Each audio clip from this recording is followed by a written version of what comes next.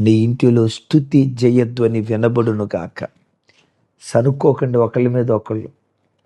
ఉప్పు ఎక్కువైనప్పుడు, ఉప్పు తక్కువైనప్పుడు, నూనె ఎక్కువ పోసినప్పుడు, నూనె పోయినప్పుడు, కూర రుచి లేనప్పుడు, కూర రుచిగా, ఈ సనుగుడు వ్యవహారాలు పెట్టుకోకండి. ఓ భార్య భర్తకు పేరు పెట్టిందట నసరాజు అని. తమ్ముళ్ళారా, మీ భార్యలు మీకేమని పేరు పెట్టారో చూడండి. ఆ భార్య తన భర్తకి నసరాజు అని పెట్టిందట. ఎందుకో తెలుసా? కొంచెం ఉప్పు తక్కువైనా ఉప్పు లేదు, ఉప్పు లేదు, ఉప్పు లేదు, నాకేమన్నా బీపీ అనుకున్నావా, నాకేమన్నా బీపీ అనుకున్నావా?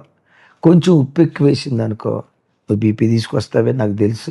ఉప్పు ఎంత ఉప్పు ఎందుకు వేసావు? ఉప్పు వేస్తే కొంచెం పలస కలుపుకుంటూ పోయిద్దిగా. ఆహా, నస నస, ప్రతి దానికి నస. సనుగుడు. మన ఇంట్లో సనుగుడు వినబడకూడదు. స్తుతి జయధ్వని నిరంతరం వినబడును గాక.